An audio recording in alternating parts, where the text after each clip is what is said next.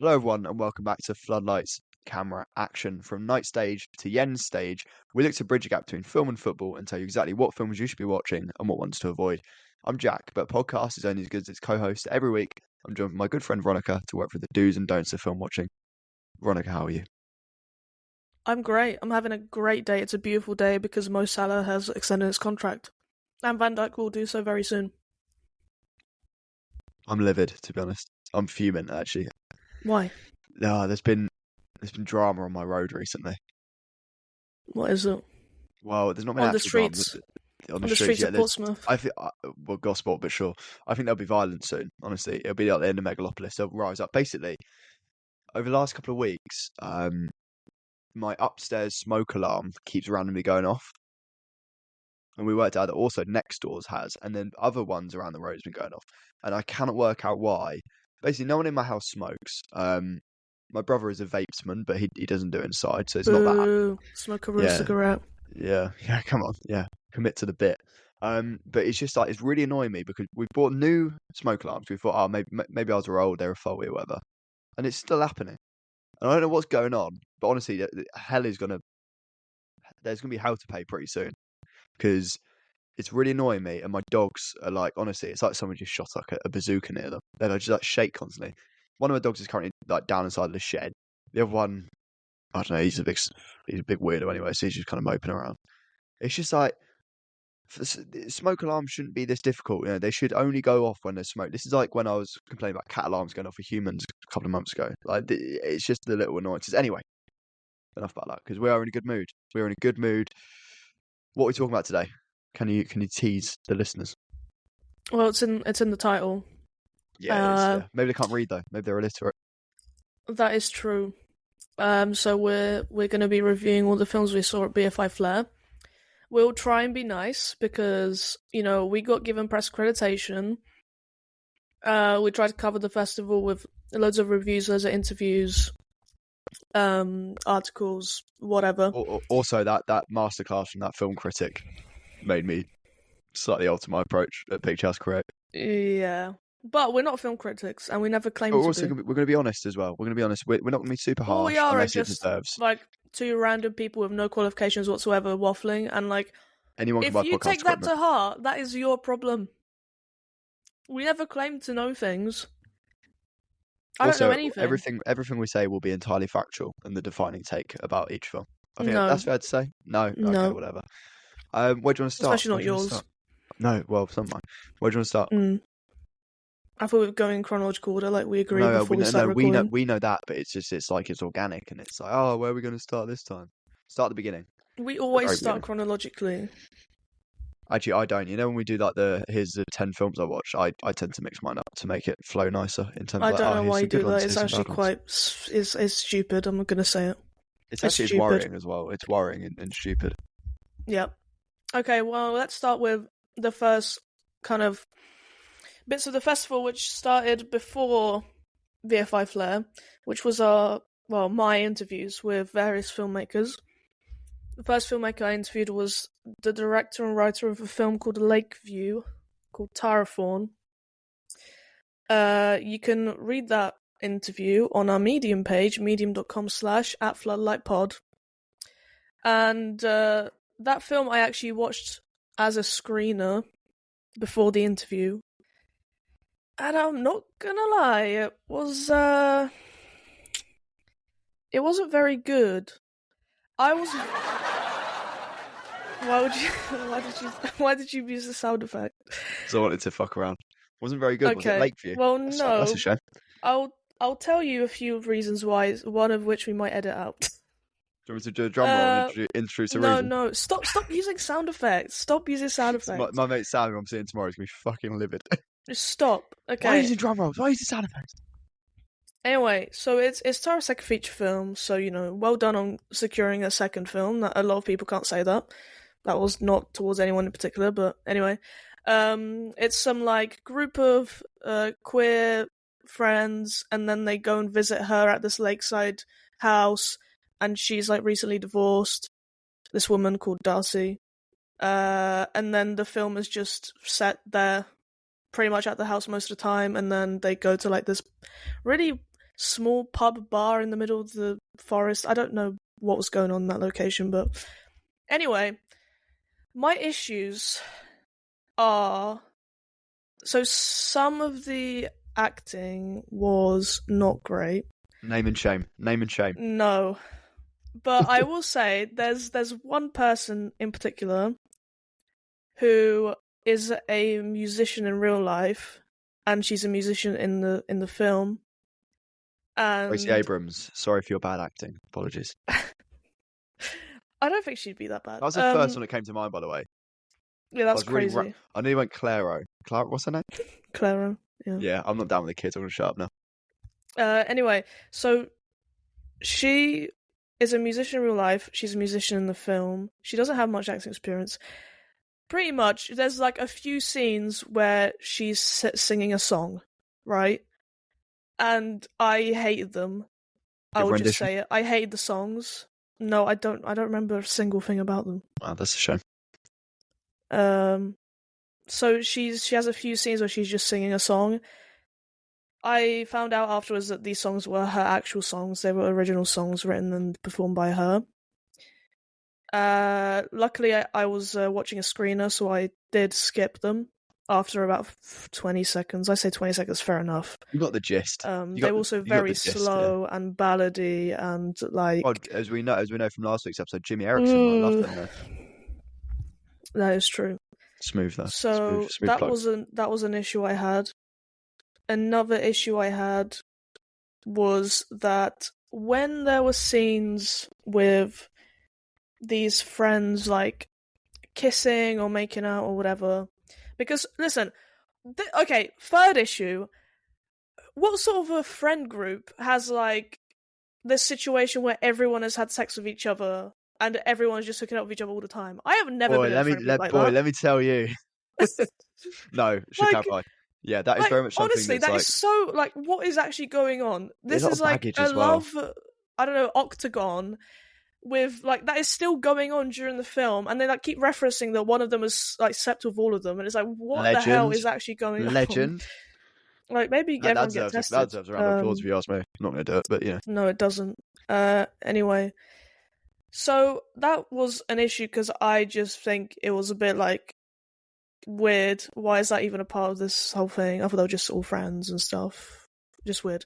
Anyway, and then the second issue that I kind of stopped talking about was whenever they did have these really random scenes where like two of them just start kissing in the kitchen or whatever, it just felt like the actors didn't want to do it, or they didn't want to be there, or they were straight. I'm just going to say it. That's what it felt like to me. It was it'd very be like if I'd said like a neck on with a bloke, it'd be like, oh, no, it's not really for me, this. Which is why I wouldn't be employed in one of these things. Despite being, as we know, a fantastic actor. I think you could. I honestly think you could play that better than they did. Stop trying to make me. I think you're a better actor. Listen, I'm trying to get you jobs, you know. Yeah, thank you, Veronica, my great agent. Yeah, so those are my issues with the film. I guess the lighting was nice sometimes. I didn't find it funny. That's when you know you're struggling. I don't know, like, it was meant to be a comedy, but the director did say that she didn't want it to be a comedy pretty much, and she wanted it to be more of a drama. So maybe there was some issues behind the scenes where it's like they had to, you know, change parts of the script and stuff. Is it studio interference or kind of producer interference? I don't know, and I don't want to say because it's not my business, and not, you know, I don't want to get involved. There was like a tonal mismatch. But you could just tell, you could tell that she didn't really want it to be a comedy. And then the jokes just didn't land. It's always good when you don't actually want to make a comedy and then all the jokes are terrible. How long was this film, by the way? I don't know. I watched it ages ago. Don't watch it. Yeah. Anyway, so that was my first interview.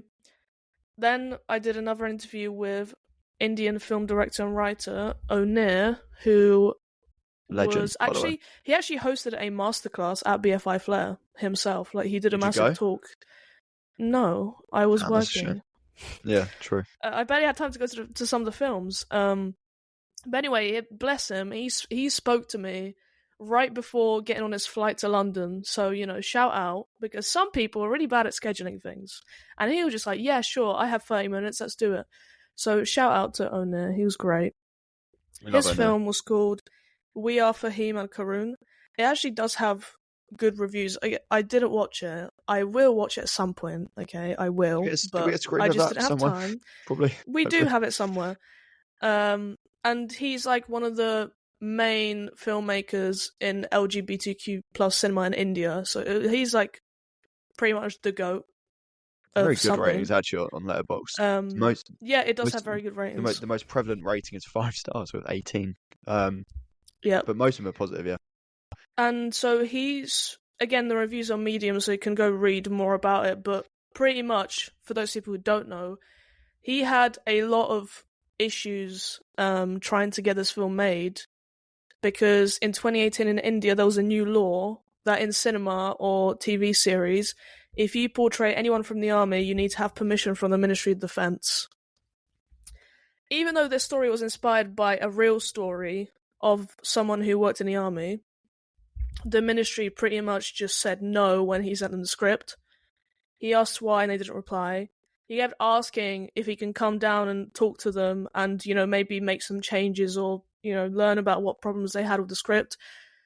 And then they just didn't really want to talk to him. He went on live television with the guy whose real story he based his film on. And then 3 months later, this film was being discussed in Parliament. The Secretary of Defense said that it was derogatory for the Indian Army and it was a national security threat, this film. And he was obviously very confused. But then he made the film anyway. He went back.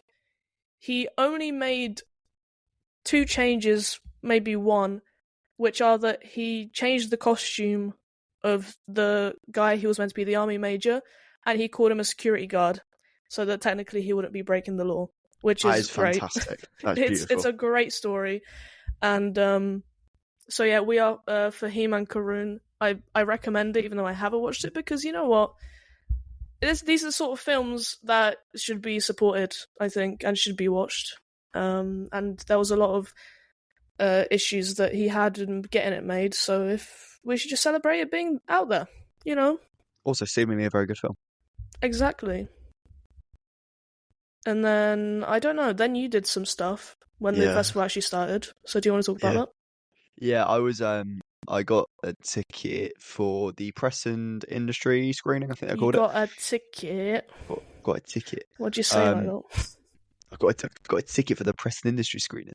I'm doing like a Gary's economics thing. Oh god. For the film The Wedding Banquet, starring, let me get my thing up. Starring Bowen Yang of SNL fame, Lily Gladstone of Should Have Won the Oscar fame, Kelly Marie Tran of Star Wars fame, and then others such as Hanji Chan, who is very good. This essentially is a dramedy. I think that the kids are calling it these days. It's a dramedy about a lesbian couple and a gay couple. Basically, it's really convoluted, and there has to be there's an IVF payment and a green card marriage, and it's a lot. It's about 90 minutes long, I think it was 103 minutes. I'm being told. Um, Thematically, very much ambitious. I'd say it kind of tries to do a lot, and it kind of ends up kind of succeeding in about half of everything, if that makes sense. Kelly Marie Tran is very good. Yun Yu Jung is very good as well. Especially Kelly Marie Tran. Actually, she's one of the only people in the cast who actually succeeds in making the emotional beats as well as a comedy work. Bowen Yang, I actually really like Bowen Yang. I like his work on SNL, but he wasn't that great in this, in my opinion. He does funny, relatively well, but he kind of gets lost in he just cannot do the big emotional moments, especially in the third act. I was chatting to someone at Picture House Create about this, who we might get on the podcast soon, hopefully. And he was a bit more critical than me. But it's a funny enough film. It's heartfelt. It's well intentioned, but ultimately quite convoluted. Not all of the acting work. Lily Gladstone feels incredibly underutilized, despite putting in a good performance. Yeah, she's one of them where I don't know. The guy next to me in the screening seems to love it, but I wasn't quite as high. I gave it 3 stars, which I think is a fine rating. People will enjoy it more than me. That's fine. Some people might enjoy less. It's a fine film. It's not going to win awards. I mean, it's just it's perfectly fine. So yeah, moving on. What did you do next? Well, I did another interview. I was just constantly trying to get these interviews out there. So I interviewed actor Breton Lalama or Breton. It's just Southampton, doesn't Okay. it? Anyway, so uh, he was in a film called Really Happy Someday, which premiered in the UK at Bfi Flare, and it was about the trans experience of a theatre actor. So they kind of struggle with their voice and kind of getting used to it being like constantly changing all the time and whatever, because obviously your voice is very important when you're working in theatre, especially musical theatre. And Podcasting, it kind of, sort of rich yeah, tapestry. podcasting, yeah. So this film just explores those kind of challenges of transitioning and also struggling with your identity at the same time. And yeah, I watched it. I did watch it. I watched the screener, and it was not for me. It was a bit too slow. That's such a killer for films. And I'm sorry, but I'm not gonna lie about it. It was just too slow. I can't remember a single thing that happened. I'd rather like That's the truth. if we had two films that like both, I don't know, 3 out of 10. I would much rather watch one that's even messier but really fast paced than one that's like sluggish. I think sluggish and boring are the two worst things a film can be. But in the interview, they didn't mention Before Sunset. So, Back in the good you books. know, back in the good books. And if you want to read that whole interview, like I said, Medium page, medium.com/@floodlightpod. All the interviews are on there, and they are, longer than me just saying 2 sentences. But yeah, that's what I did. Still hadn't have started going to the festival yet, just doing interviews, pretty much. But then that all changed. Wait, Because what I forgot to happened mention then? something. I forgot to mention Oh, something. right, okay. I did a good Watched a transition. short film. Watched a short film called Fish. Yeah, so did I. It was mid. Yeah, I agree. Anyway, I thought I'd mention that. So you just yeah. ruined my transition just to mention that. Wow, that's crazy. Yeah. So anyway, do you want to say what we did next? Yeah, probably should. We'll do it then. Okay. This was press screening day. Actually, I think was this the first time we actually met each other? Yeah. Yes.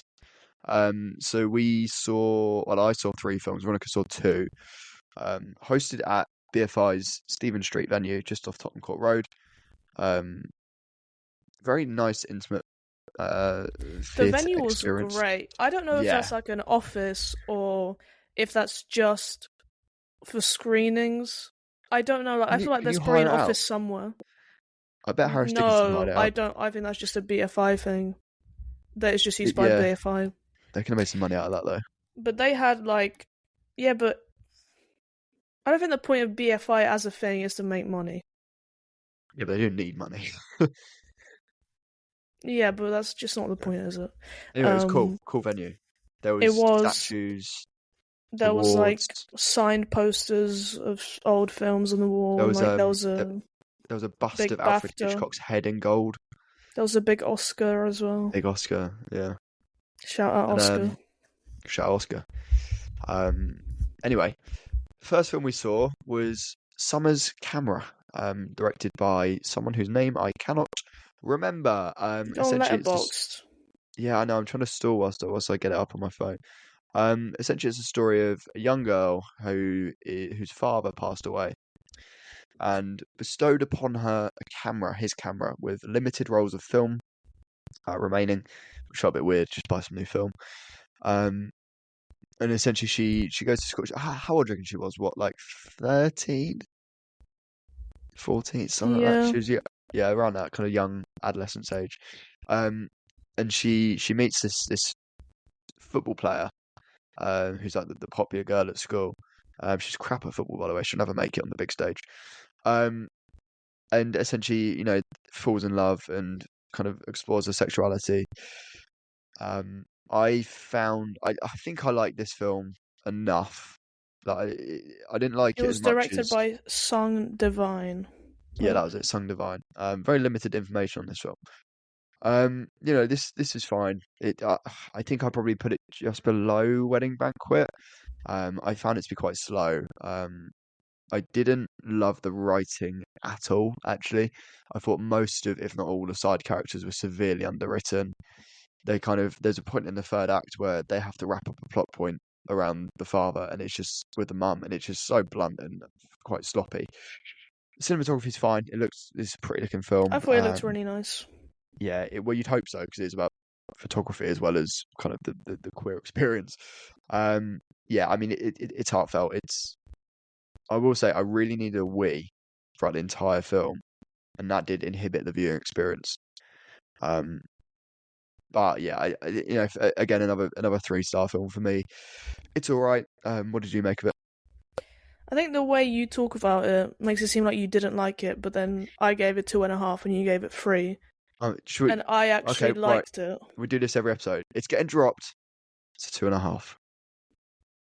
Okay. Yeah. When I Well, look you at my see, review, but I I was just don't quite understand kind. sometimes. Like, someone will come up to me and say, like, oh, I didn't like this, I didn't like this, I didn't like this, I hated this. And then they'd be like, I gave it 3.5 stars. I'm like, Yeah. what? Like, what are you Yeah. talking about? You I think that didn't was like it. maybe the experience was anyway, but yeah, no, okay, 2.5 across the board. But what did you think about it more in detail? Well, I actually liked it. I mean, I gave it 2.5 because, as You're you gonna said, move out. You're gonna move out no, to I'm 3 in a not. minute. I'm not, because you mentioned the issue with the script. I agree with that. But I didn't find the pacing too bad. Maybe only at points. I don't think in general, because it's not a long film. Like, I don't think that was too much Yeah, of it's a like an hour and a problem. half, right? Yeah, and I thought, like, I really liked the way that it looked. Actually, I really did like the cinematography. I thought the pictures Yeah, the more I look at being the stills, integrated just in the film, like the stills, being integrated. I thought that was really cool. I really liked I that. like some of the editing as well to kind of combine the stills Yeah, and the technical stuff was, I think, actually quite good. It was quite nice, and I would yeah, watch like I'd agree. another film if they released another film. But it's just, yeah. So there was something off with the script, and It's just really like it was poor. quite It's slow really surface. sometimes. But It's really surface level, and the writing of the side characters was really quite bad. I thought, which is a yeah, shame because, as you say, there's enough there that you there's go, talent there in terms of the oh, director, 100%. behind the camera, absolutely. Just maybe actually, who wrote it? I mean, I remember I was She writing my wrote review. it, Oh, or okay, well, they, I don't know. maybe get a writer, and then we'll talk. But yeah, I It was mean, her and first film. yeah, it was really hard to find information on it, actually. I was trying to realize like there's not even a She cast only list made out there. one short film before this one, which is quite impressive, actually. Yeah, I mean, yeah, for that to be your feature debut, like it's nothing like special, but there's clearly I some mean, technical listen, it could have prowess. been a very bad feature debut. That happens all the time. I feel like it's Yeah. very, very, very rare Anyway, for on to Hot someone's Milk first later on feature in to the be show. good. Yeah. Well, actually, most Any, of them. do you want to move on to Departures next film? Yeah, I think we both have a lot to say about this one, so. Do you want to go first? No. Okay. So, you kind of give me the burden here. Do you not So want to talk about it? No, I will. I'm just stalling whilst I get my review up. Okay, Departures. I would say like the film starts, and this isn't a teaser because it's It the first starts frame. well. It starts very, especially like for me because I thought the pacing was really bad on Summer's camera. It was Mm. like it's really like basically it goes like this is all the people who doubted me and didn't believe me. Fuck you. And it's like okay, cool. It's got character. This is But funny. then there's that producer's note on screen, which you think, I don't know. Yeah. Afterwards, I just thought, I don't In the know, a bit wholeness of the weird. film. In the wholeness of the Yeah, film. yeah. Anyway. Now all of that looks a bit weird, but okay, Yeah, whatever. so essentially this film it's about a gay man who's come out of a situationship of sorts with a closeted man, I think it's fair to say. Yeah. A man who somewhat suppresses his sexuality. And essentially it kind of combines two strands of time, one being the past, where he kind of looked back on his monthly trips to Amsterdam? How the hell is he affording all that? Yeah.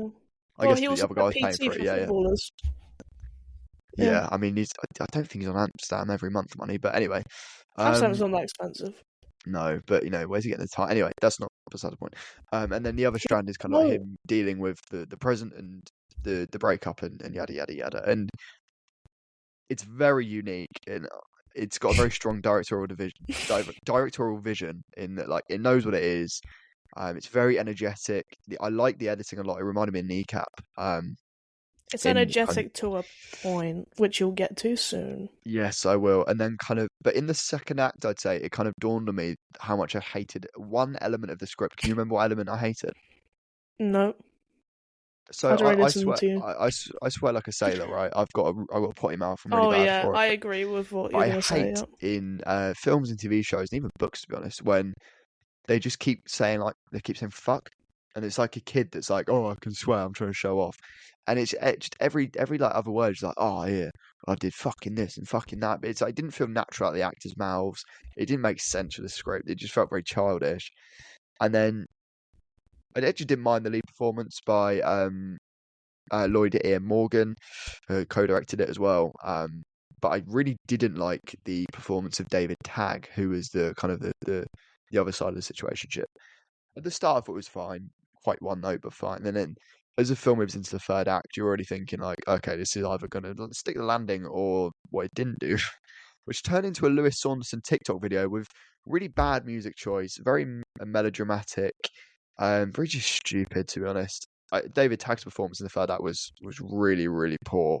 Um, and then at the end of the film, it's like, oh, you kind of wasted the goodwill. Like, it starts energetically, starts individually, and then just kind of turns into not so good.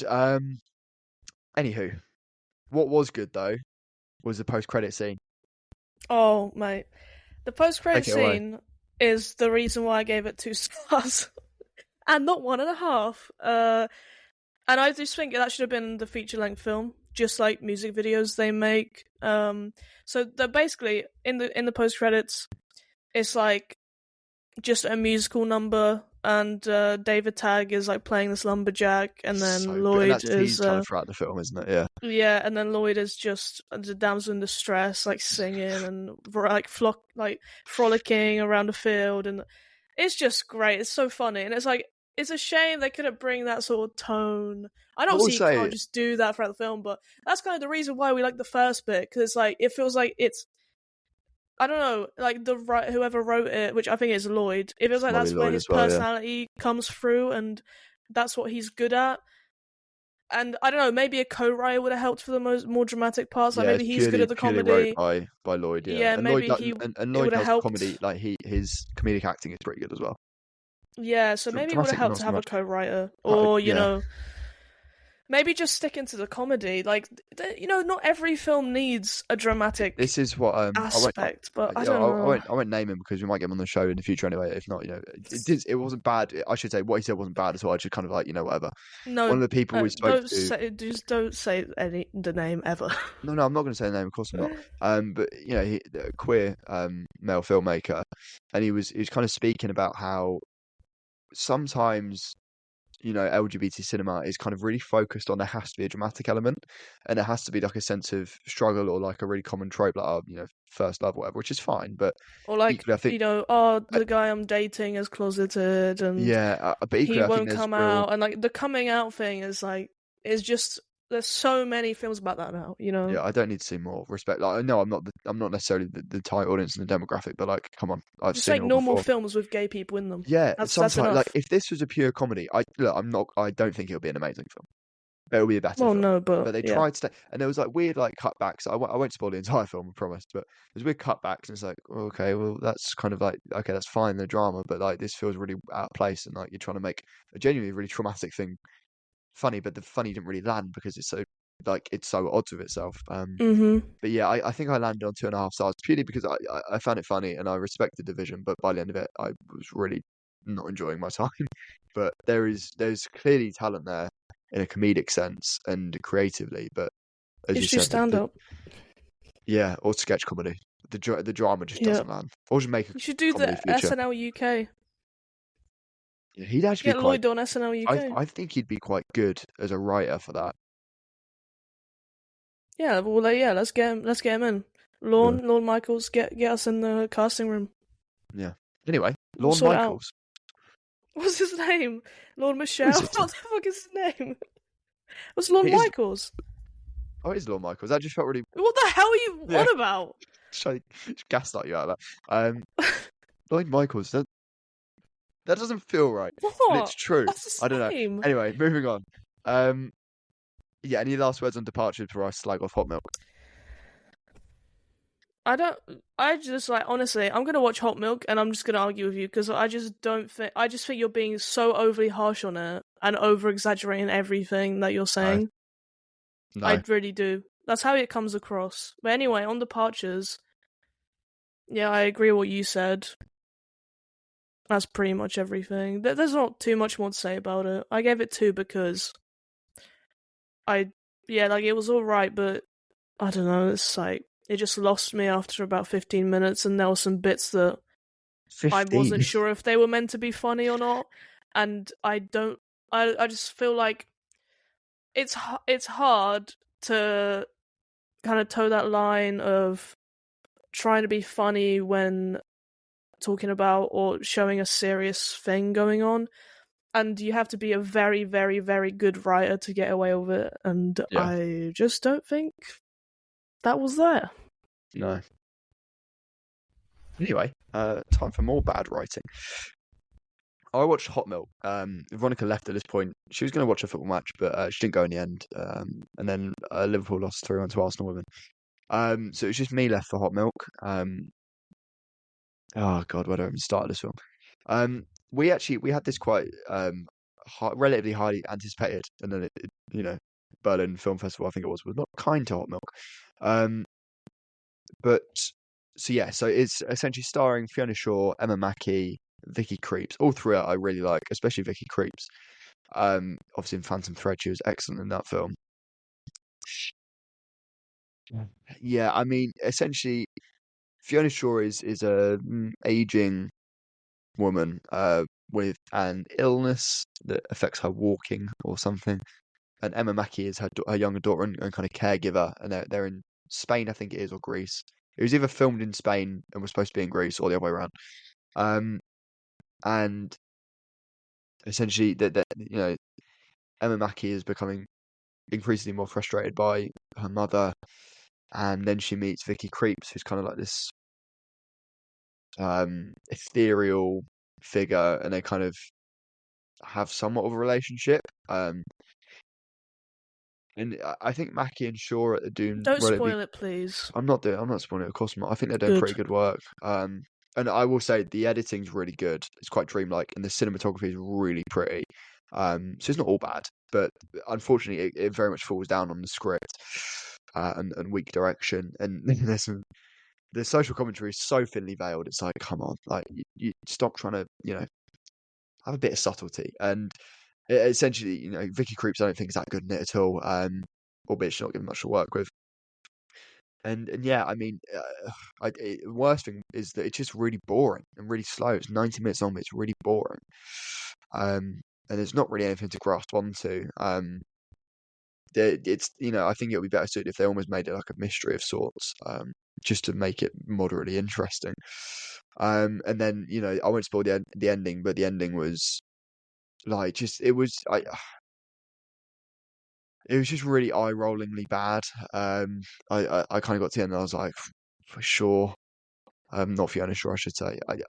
1 star out of 5. I just found it really, really dull. Despite the good cinematography and editing. It's just, yeah, it was just bad. It's just bad. It was the worst film I saw at the festival as well. So it is all positive. Well, it's not really super positive, but more positive from here on out. But yeah, I mean, look, I can see why people like the film. Completely their opinion. I wouldn't, wouldn't shun anyone for that. But for me, it was just nothing really worked for me outside of some of the technical elements, which is a real shame. Anyway, moving on.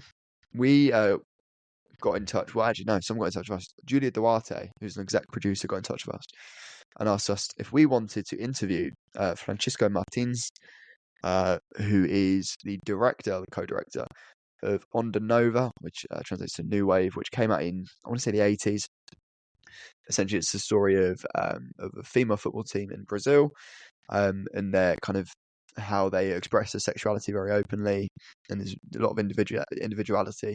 I'm yet to see the film. I've got a screener that I can watch, but I've not had time to sit down and watch it yet. Um, Obviously the interviews on our Medium page. Francisco speaks about Brazilian football and finally answers the question, who is the greatest Brazilian of all time? Me and Veronica were writing the questions, and we were going, I don't know, Neymar, Ronaldo, I did Ronaldinho. not say Neymar. Well, that's it collectively. Basically, we put those names, and then by the time he gave his answer, we were like, Ronaldinho. We're like, oh god, we're idiots. Ronaldo. Yeah. But yeah, it's a very cool interview. Francisco is someone, if it was ever possible, we'd have him on the podcast because he was great. So yeah, go watch On the Nova and go read our interview with Francisco on our Medium page.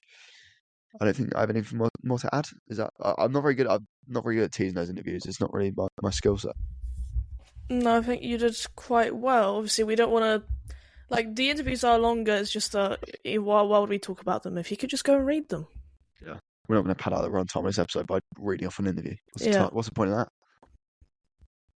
So next thing we did was, Jack, what did we do? We went to... Our first ever red carpet for mothers. For mothers. Not 4 mothers. 24. For mothers. Starring James McArdle of Mayor of Easttown fame, Andor fame. Worked with people like Kate Winslet, very cool. And directed by Darren Thornton, who's a very cool man. This is our first red carpet interview. Veronika did a frankly brilliant job at holding the phone and recording and framing the shots. That sounds sarcastic. I mean it wholeheartedly. She did a very good job. I did. Honestly, that wasn't a dig. I truly meant that. With an iPhone. Everyone else, by the way, had massive setups of cameras and like lights and microphones and everything. What we had was I was holding Jack's phone, and I bought these 2 really small mics on Amazon for £20 the day before. I very much tested the limit of how much you could scream down. Yeah, but you know what's funny? I won't name who, but I recently was seeing some interviews at an event. She was great. I cinema. I liked her. Right. Well, and what I noticed was that she had the exact same mini mics for £20 that me and Jack were using at the red carpet. So actually, it's not just us, being resourceful. It's also resourceful, pragmatic. Certain other mediums and cinemas that are using the same sort of equipment. Do you know what else is funny? No, we looked very professional. But then we started the interviews, and I'll just go back very quickly. Yeah. This happened on both times, both interviews, both red carpets we did. I'm not sure what her title is, but the kind of the media press manager at BFI. We always got there really early because we're like, we're punctual. We're professional. Right? Yeah, and every time she'd come up to us and she'd be like, "Oh, if you guys want to start setting up now, that's fine." And we kind of go, "Oh yeah, sure." And then she'd do it again. It's like we've actually got nothing to set up. Actually, we've set up already. It's just me with a notebook on one hand and the mini mic on the other, and you kind of stood off an angle recording, and then you have, as you said, you have people like not boom mics, but like tripods and like proper handheld mics and like branded stuff, and it's just us little charlatans with with the most resourceful kit known to man, a phone and a cheap microphone. That did a good job, by the way. Anyway, I won't say any more. You can carry us forward. Yeah, well, we recorded some clips for TikTok and Reels where we spoke. They did do quite well. And actually, obviously, we teased one of the questions the episode before we went, which I mentioned that the first question I thought of was, if you could have 4 other mothers, who would they be? And that actually went down really well. That was the dumbest question you could think of. Yeah. But that, as a starter, just would tell us what sort of vibe it was going to be. Do you know what's good as well? And luckily, they both responded really well. Yeah, they both responded well. And I think to our left was, I think the BFI press team. The BFI social team. Yeah, the BFI social team. And they were like giggling at the questions and laughing with, not at, I believe. Of course. And yeah, it was just, so I will say, that was in like the late afternoon. In the morning, I'd gone to the gym and I did arms, because I'm swole. And not only was I really nervous, but obviously you're holding out this mic at like up and out. Um, and obviously I was nervous, so I get shaky hands when I get nervous anyway. And it's because my hand was kind of shaking, and then my whole arm started to shake when I was holding this microphone, and I looked like I was trying to like conjure up a spell from Harry Potter or something. And that was a low point for me. Poor Darren Thornton nearly got hit in the face by a little microphone multiple times. But yeah, I think Darren Thornton was great. He made you do more editing. He did, because he pulled out his phone to go look up a director on Letterboxd, and then it was taking him like half the time we had to do the interview to do that. And then he never found the name. I had to go do it anyway. Yeah, so, and then and then James McArdle was name dropped Kate Winslet. name dropped, yeah, and Leo technically. And Leo. If you want to listen to those interview questions, by the way, we have clips of them on our TikTok and Instagram, which are Floodlights Camera Action. What can you? I'm going to test you quickly. Oh no! What was I most terrified of throughout that experience? What scared me every time? I don't know. Being told to stop talking. Yeah. Yeah. Oh my god. Well, I had to start doing that because honestly, it's really hard. They thought I was in charge of you. They were just like, "Can you tell them to stop talking?" They are which right, I was. Yeah. But you're so locked in, and then because you're really focusing on like, right, what's the next question? Listen to their answer, try and build off it if you can. Like I introduced Darren Thornton to the Ferris Bueller conspiracy theory that Ferris Bueller doesn't exist, and he seemed relatively bemused by that. And then you got kind of this tap on the shoulder, but it didn't register. Listen, it registered less with others. We'll say that. Yeah, I was terrified. The lady organising it was very good at her job, but very scary as well. Yeah, she was terrifying. But yeah, and any other words on Four Mothers? No, because we haven't watched it, but apparently it's really good. I'm going to see it soon. Number 6, I think. Hopefully. Yeah, I'll go watch it at some point. James have to support friend of the pod, James, of course. But yeah, no, I think Aaron was my first. So. Have you got any words on? Have you got any words on Ponyboy? I do. I have a lot of words. Actually, I have too many words to fit into this segment. Let's do so if you want to read my whole review of Ponyboy, you can go on the Medium page because I actually wrote up a review. But too long didn't read. No, you should be reading it. You've already read it, right? Anyway, yeah. I went to watch Ponyboy. I went to watch the press screening of it. It was at some festival before coming here. I don't know if it was like Sundance or something like that. I don't know. Anyway, I gave it 3.5, but I did like it. It's the best film I saw at Flare. It's good rating. I think, to be fair, I actually think I'm gonna say it was the best film I saw at Flare by a mile. I'm gonna say it. I think this was the different level. This is the kind of film where I could see it at coming out at the cinema, and I could actually go watch it. We're talking art house properly. And multiplex, though. No, I'm saying multiplex. I think this is really good. I should say I've not seen it. Exactly. So why are you slandering it when you haven't even seen it? I'm asking a question. I'm probing. I'm trying to get a good answer at you. Yeah, whatever. I've got the answers right in front of me. Jesus. Anyway, so I went to watch this film. Actually, I really liked this experience because Jack wasn't there. No, I'm joking. Joking. I mean that does help. I've noticed, by the way, I'm very self-conscious when I'm in the cinema with people because I cannot sit still. And if you don't like it, I can tell because you start sighing really loudly. I thought I did that silently. No, you don't. And I was gonna say something to you like, Jack, you're being disrespectful. But then one of them was a time where you should have been disrespectful.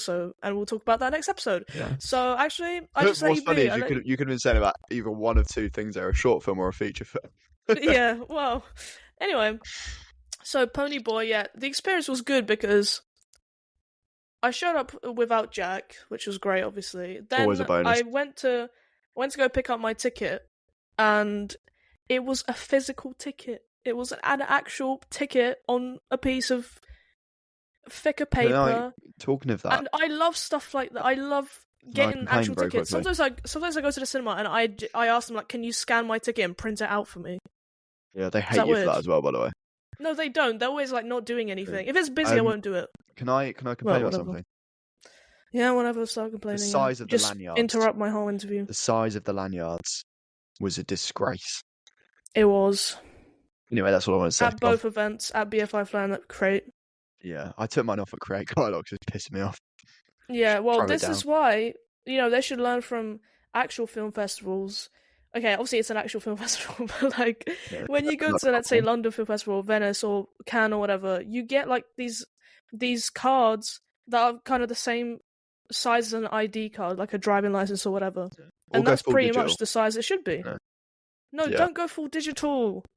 I like True, having them as I'm memories. currently like I've got mine. What the hell's just wrong with you? Mine's hanging off my whiteboard at the moment, and I've just got my picture just staring at me. So I'm just going to turn that away and make it face the wall very quickly. That's discerning. Yeah, okay. Anyway, so I got my little physical ticket, which I was happy about.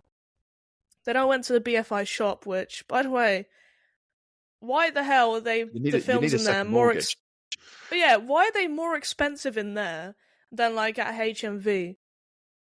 Like honestly, why? Like it's actually like silly. Why are they doing that? I'm never going to buy anything I don't from like that shop. them. I remember I looked at when I can't remember what day. Maybe it was a night like this that day, but I went to see. I was like having a mooch at the Criterions because I could justify spending about 20 quid on something ish, and I saw Risky Business. I don't love Risky Business, but equally it's very iconic as a film. I kind of looked at it, I flipped it, and it was 40 quid. I was like, no. How much is that on an actual website? You talk and I'll find it. No, I'm looking at it now. But okay, anyway, so Pony 22 Boy. quid on HMV. Oh wow, okay, so they're charging double. Yeah, that's Basically, yeah. insane. We love you, BFI, by like, the what way. is actually We love you, going on? BFI. We do love you, but like, what is going on in Send us that free shop, stuff. guys? Thank you, BFI. Yeah, send it for free because we cannot afford to buy Promote things it. like We'll that. promote it. We'll call the prices bargains if you pay us to. Yeah, with shills. Well, anyway, so yeah, anyway, got the physical ticket. I love physical tickets because I like stuff that I can touch. Oh well, actually, that sounds weird. Anyway. And you say I do around this beautiful podcast. Well, whatever. Pony Boy, I went to watch Pony Boy. I was there in the screening. Actually, there was this old man sitting next to me who was very sweaty, and I could smell it the whole screening, and that made it really kind of awful. I may sigh, but I do not sweat profusely. Yeah, that was bad. And the thing is, he was in the wrong seat at the beginning, so I thought that the seat next to me would be free, and then he actually was in the wrong seat, had to move. This is why you put your bag. And he sat down, and I was like, oh, for fuck's sake, this is like going to be such a bad. Oh, whatever. At least the film was good. Just start spraying it with fabric freshener. Yeah. So, I read somewhere that this is the first feature film to have an intersex actor playing an intersex character.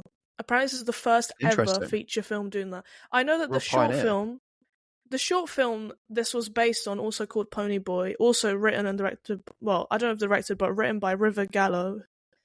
That was the first time that happened. So I just assumed that in between the short film and the feature film that didn't happen. I don't know. I was really surprised it's like the first time this ever happened. Anyway, so as I already mentioned, River Gallo, they're the star of the film. They play Pony Boy. They also wrote the script for Pony Boy.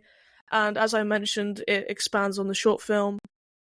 I will say that I don't know if they had a co-writer. I don't think they did. I think it said River Gallo did the screenplay.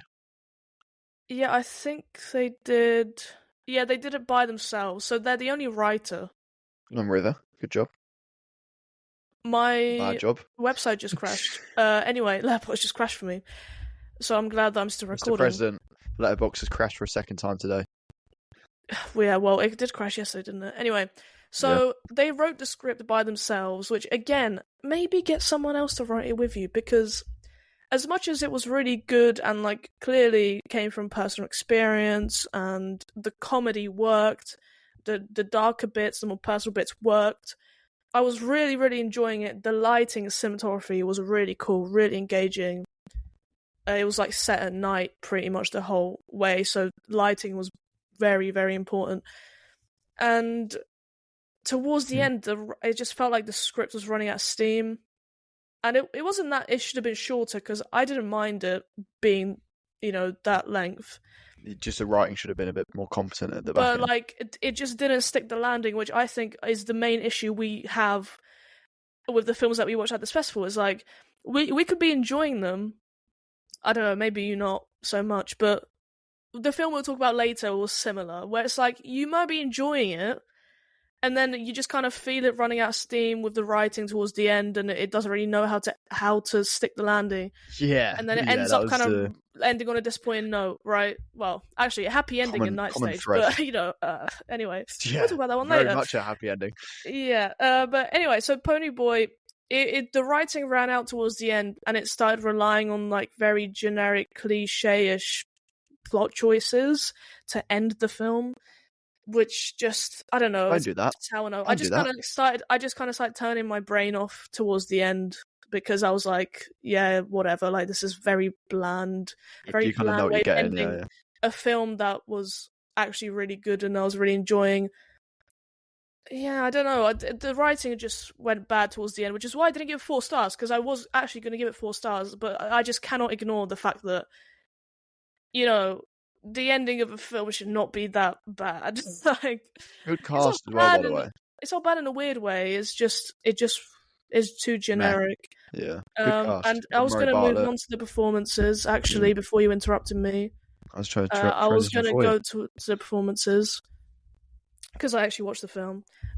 So obviously River Gallo plays the lead and is like clearly a very good actor, and I know some people might disagree with me, but I really do think that Dylan O'Brien and Victoria Pedretti just steal every scene that they're in. So as I wrote this in my review, so O'Brien basically plays this like drug dealing pimp who's really sleazy and just a dickhead, and he's called Vinny. And then Vinny, that's Hey, I'm Vinny O'Brien. Just showcase my acting work there. Oh god, yeah. Maybe I'm leaving my job as your agent. That was you can only represent so much. Yeah, actually, I give up. And then Pedretti, she plays his pregnant girlfriend who just like ignores all his issues and is like really kind of rose tinted glasses on their relationship. And the film is like set in New Jersey, so everyone has a New Jersey accent, which I love. I'm not trying it. I'm not, because I will get arrested next time I step foot in New Jersey. Nope. But then, okay, this is my other issue, which we can talk about a bit because we both agree on this. So before the film started, we had a little intro from someone that was actually at the red carpet we attended. I don't know what their job is. Maybe some sort of PR or press office. Why should I know these things?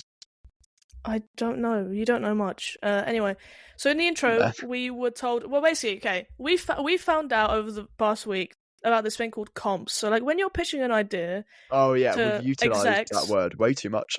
Yeah, we started using the word comps all the time. Anyway, so when you're pitching your film idea, they want to hear comps, right? So, like, I know what you say now. Yeah.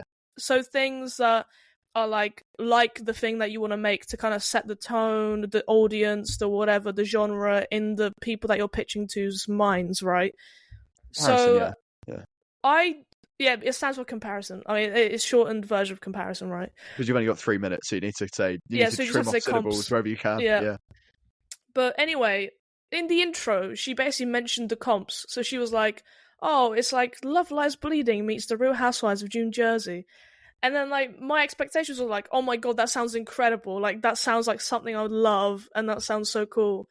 And then, like, I was just like, the whole time I was like waiting to tick off that, like, those boxes. So I was waiting for something that would be like really kind of experimental and surreal. Surrealism, yeah. Like surrealism of Love Lies Bleeding, which there wasn't really any surrealism at all. So I don't know where that comparison came from. I'm like, they just like wanted to say a queer film from the last 2 years. There was just crime like, in a queer story. Yeah, like, okay, but nothing surreal happened. And then it's like it also wasn't the kind of level of slagging people off and being really, really kind of New Jersey as in Real Housewives. So it's like New Jersey. See, got out you. Yeah, I did give a little bit. Here. Anyway, now do your Big Justice impression and your Rizzo impression. So so pretty much, the ending didn't land. The writing ran out of steam. I didn't like the fact that they set these expectations of Live Lesbian meets New Housewives of New Jersey, because I don't like being introed with being told what a film is going to be like compared to another film. I just don't like that whole thing. So it sets the expectation way too high. Yeah, exactly. So, yeah. I mean, it's still the best film I saw at Flare.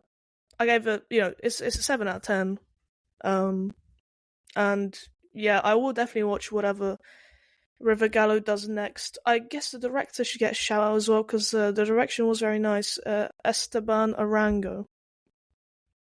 So there you go. Good work, Esteban. Good work, River. Good work, Dylan and Miss Pendretti. Victoria. Yeah. Yeah. I call her Victoria, Yeah, I call her Vicky, actually. That's awful. She would hate that. I know her. I know what she likes. Okay, next thing. God, next thing is the final film we saw at the festival. It was I don't even know how to describe it. Tonally confused, pro-voyeurism, theatrical, 50 Shades influenced, thought piece on theatre, night stage. And honestly, you might think, Jack, those comps and those descriptors make no sense whatsoever. Well, 50 Shades. 50 Shades is the closest comp. You might think, Jack, those descriptors make absolutely no sense. And I would say, listener, that's how it's like watching the film. I don't even know where to start. I will say. I don't either. I'll start with the positives, shall I? That makes sense. I'll say what I liked about it. I liked the lead who had never acted before, apparently, in Gabriel features. Farias. Gabriel Farias. Very good at his job. The scenes inside the theatre were shot beautifully, in my opinion. Oh god, what else? It was funny-ish. I was enjoying it. It was definitely enjoyable quite a lot for of the time. Most of it. Essentially, so this is the film. If you think back to a month or so ago when we previewed Bfi Flare, this is the one about the politician and the actor, kind of getting riskier and riskier with where they have sex. It was like a fun affair. And in fairness, I would say until the end, they didn't get risky enough. I feel like they could have pushed it more. I'll be honest. It felt also, would that be realistic if he became president and all this stuff? Like, that would have just gone a bit too unrealistic. Oh, I know that it wasn't a realistic film, but I don't know. Like, do you think they had the budget for that stuff? I don't know, man. You can make it work. All they could do was film in a park and in a house. Car park, yeah. Yeah. Yeah. I feel like if you're gonna do that film, come on, go big or go home. Yeah, I don't really. I say I gave it 2.5 stars. It was still an enjoyable watch, and it wasn't boring. It's not a bad 2.5. It's a good 2.5. But the film is so mental and so lost in itself. I will never ever watch it again. But I'm glad I've seen it. Everyone should watch it once. Yes, absolutely. It was. Yeah. Listen, there's this bit with a gimp suit that looks like it was a body double wearing it, and not even the guy who it was meant to be. And there's this bit that was really funny. Not the twist, but they should have made it so it wasn't him. So this guy, he goes to the park, he turns around, and he sees this man with a really wide stance in a massive gimp suit. His whole body's covered up, zipped up, or whatever. He's just standing there in the dark. By the way. The politician, he's just like a normal. He's good looking, whatever. But he's not he's not Tom Hardy in The Dark Knight Rises. He does, yeah. That's actually very good. That's a good comp there, Veronica. He's Alexis McAllister basically in a gimp suit. And then I think he spits on him at one point, but all's fair enough. That's that's classic. Fine. That's fine. Everyone's got time for that. And then he leaves. Yeah, let's not spoil too much. People should go watch it. We won't spoil it. The ending. I'm actually surprised it was 2 hours because it didn't feel like 2 hours. I'm not gonna lie, the pacing was quite good. I didn't feel bored very often. Yeah, no, I agree. I didn't check it once. And this is the kind of film a bit like Departures, in that I didn't really feel the runtime because it was so. This was so much better than Departures. Yeah, I'm sorry. No, it was. But I cannot mess with any more scores because we'll have to redo it anyway. Yeah, I don't really know what else to say about it. It was a closing film of the festival. The ending is actually insane. One of the just be careful, most out there endings I've seen in a film. Like, I just could not believe what I was watching. I was I like, think "There's it was no way funny. they do that. There's I no think way." it. I think it was funny. Think of It the was. infections. Think of the I think it was infections. meant to be funny. I hope it was meant to be funny. Yeah, surely. All right. Well. Yeah. Anyway, I let's move on can't. from Yeah. that. Anyway, That was yeah, crazy. and then the So next then day. yeah, Next day. well, 2 was days it the after. no, it wasn't. Before actually. If anything. Whatever. We So did. Yeah. Go on, Ronnie. You do it. no, I'm lost in it. I I'm had lost an in night interview. What are stage. you talking about? The red carpet. The other Oh, red carpet. yeah, I'm being stupid. Um, Yeah. yeah, we did a red carpet thing for a night like this. Talk about your interview. You don't want to talk about the red carpet. Talk about your interview. You had that. You were locked into the interview. Talk My about that. interviews. Yeah, with Janet. You Oh kind of you yeah, know you no, felt because like you got I annoyed wasn't by the reading the red carpet notes. mention.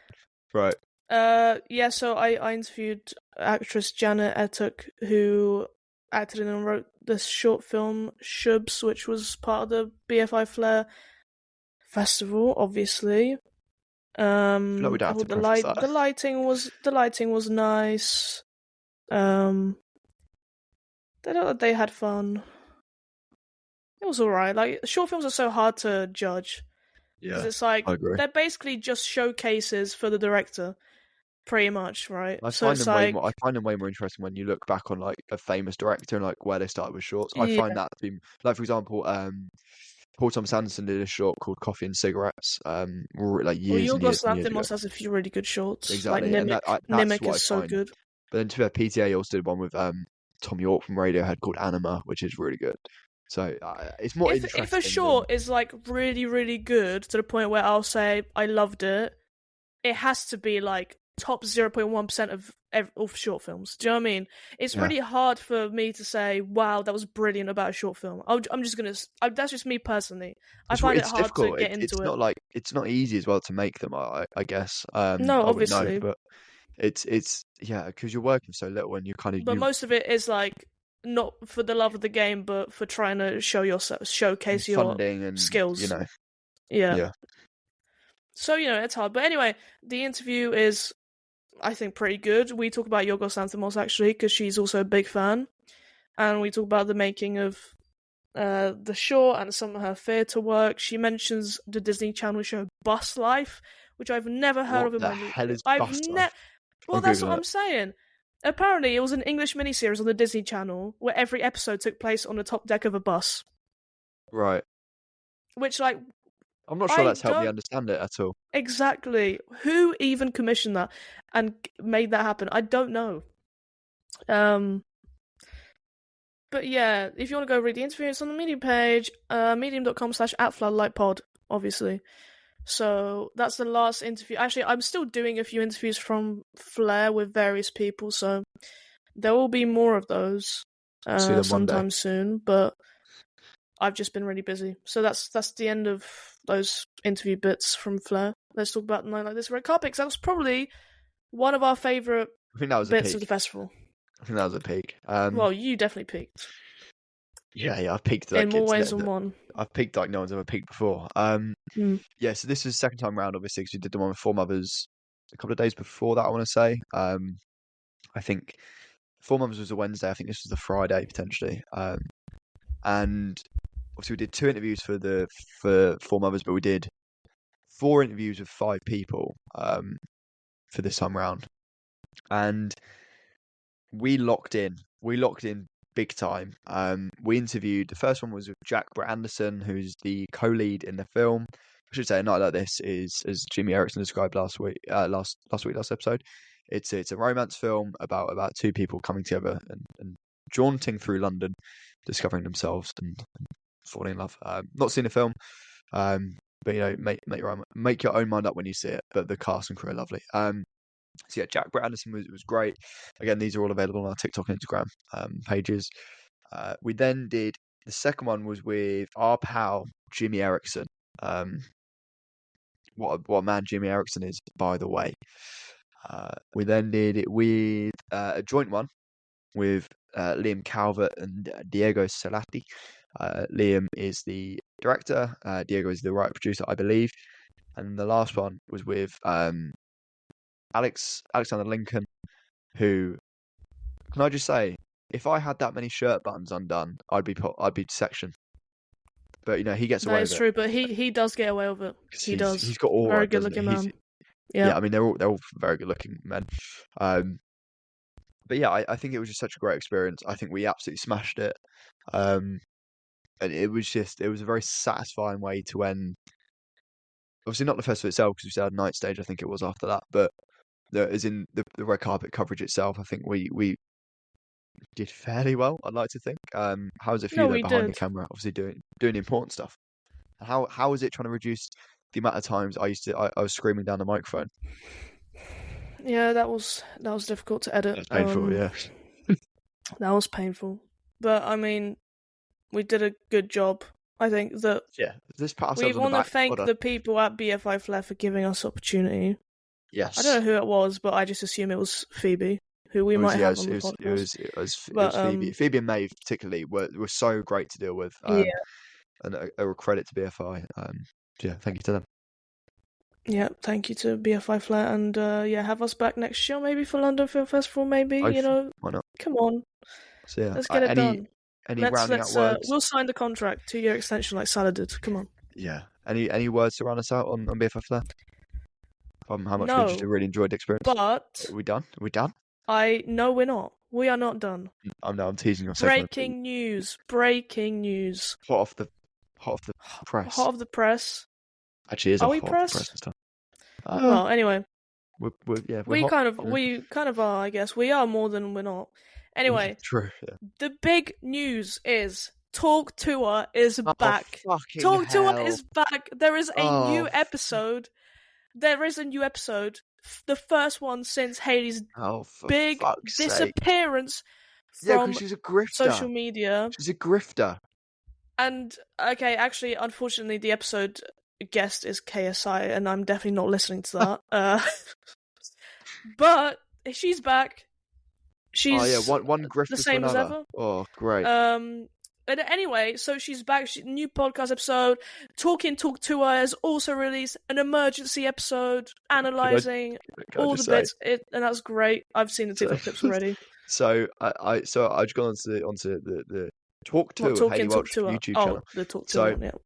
Obviously, the last episode 4 months ago, which is hilariously titled "How to Avoid Getting Cancelled," which is incredible. 718,000 views. It kind of averaged around 300k to 500k. This one came out 2 days ago, 36k views. Hayley Welch has fallen off, man. Which is why she should come on our podcast. She needs us. She does. Well, no, I think we still need her. I don't think we need her either. Anyway. Hayley, but we have more news. Oh, is there more news? We have more news about Hayley. Oh, I know it. Yeah, no, yeah. Because she's gonna star in Glenn Powell's new comedy series as Hawk Tour Girl. Your thoughts? Because I think Glenn's been listening to our podcast and he's been listening to me. Thoughts about our Pookie Glenn's choices here? I honestly think this just makes me want to watch it more because I'm like, he knows what's going on. He knows the stars of tomorrow. Like we need to get Hayley an acting career. That's what I'm saying. It's not often I'm lost for words. And she should just play Hawk Tour Girl in every single thing she does. It's not often I'm lost for words, and I will say it's a credit to. Well, it's a demonstration that you can be a grifter, and you can be incredibly annoying, and yet be successful. It's proof that the grift works. She is a grifter. She manipulated really, frankly stupid people, to be honest, into buying whatever. It's a fair play to her. If you're stupid enough to invest in a coin, then ultimately you deserve to be. Yeah, but you've already mentioned that. You're just repeating what you say every time. What I'm saying is that I want to watch. I never said I love her. I don't know where it's coming from. I will watch this Chad Powers show because. Yeah, so will I. Because actually, it's a really good decision to put someone like that in your comedy show. Because people will be laughing at her, not with her. That's very clear. They're not laughing with her. That's what I just said. I'm just so furious that this is existing. Why? Why is this a thing? Why? It's literally a funny bit in the comedy series. I really don't. People be like, "Oh, the game's gone. Oh, this is stupid. I'm not watching this anymore." It's like it's a comedy series. They get people from social media all the time. It's literally just going to be her appear, and it's going to be the butt of a joke. And also, it's Glenn Powell. How are you still doubting Glenn Powell? How dare you? Yeah, how dare you? That's what I want to say. Anyway, anything else? Anything And else that was my on the news? segment, but you have something to say. Do So I? say it. Oh, is it the last bullet point that I'm looking at on the running order? Yes. So obviously recently we've been getting good guests on more frequently. Seth a couple of weeks ago, Jimmy last week, and we look when we were at Picture House Create, we made friends. We actually did make friends with quite a few people, who we won't name now, but you will see some of them appear on the podcast very soon. Over the next 2 weeks, we've got 2 guests lined up, definitely one, hopefully 2, and they're both great speakers. Filmmakers and people that we really admire and get on with, most importantly. So over the next over the next month or so, really, we kind of got a good It's slate not over of the people. next 2. We have like 10 Yeah, different guests lined up, let's be honest. yeah. So, Our next 20 episodes are basically like we've got a pretty good idea of who we're going to be yeah, getting on at we've certain got a point, lot as of well as like things planned out. Yeah. as well as episodes where it's just us. And sometimes Well, remember what we used to do at the beginning, hybrid episodes. We'd have like a 30-minute interview inside the episode where we most do of our them will normal. be like that, where we Yeah, will have the interview, then we'll talk about a few films we saw recently, and then we'll just waffle, and that'll be it. Because having like a hybrid. whole episode of a guest episode is like, I It's like an I inverted personally fallback. feel like it's too long. Like, the interviews are just too short to have a whole episode. So, and also we want to keep talking about the films that we're watching, so we kind of have to work around that. And Yeah, we rather also than have to doing watch 2 films in separate order to get episodes. there. Also, been we've been struggling really recently. busy not watching that many films for a whole episode. Okay. Yeah, yeah. So yeah, Anyway, trust the process. just Any trust final words us. before, We know before what we we're sign doing. off? Yeah. So if anyone knows a PR agency, email me. Cheers. Floodlightpod@gmail.com. And if you don't own a PR agency, also email me, floodlightpod@gmail.com. Thank you, Ben. Yeah. Yeah, thanks, Ben. Finally, just thank you to BFI for allowing us press accreditation for BFI Flare. We will hopefully be back for London Film Festival, definitely BFI Flare next year, as well as others we want to cover. So stay tuned for that. And that officially takes us up to the end of another episode. Hope you enjoyed. Make sure you follow us on Twitter. It's @FloodlightsPod. Letterboxd is J Hancock 46, I think, for myself, and Slowed Panda for Veronica. Medium page is Floodlights Camera Action, potentially. Probably something like that. No, links in the I've said description. it like 10 times. It's medium.com/@floodlightpod. Yes, it'll be in the description anyway. And the Instagram is Floodlights Camera Action. Probably. Veronica, it's been a pleasure as always. Thank you for joining us on this fair podcast once more. We'll be back next week because I've just been ignored there by Veronica. We'll be back next week. Until then, keep watching and keep consuming. And never, ever, ever adios.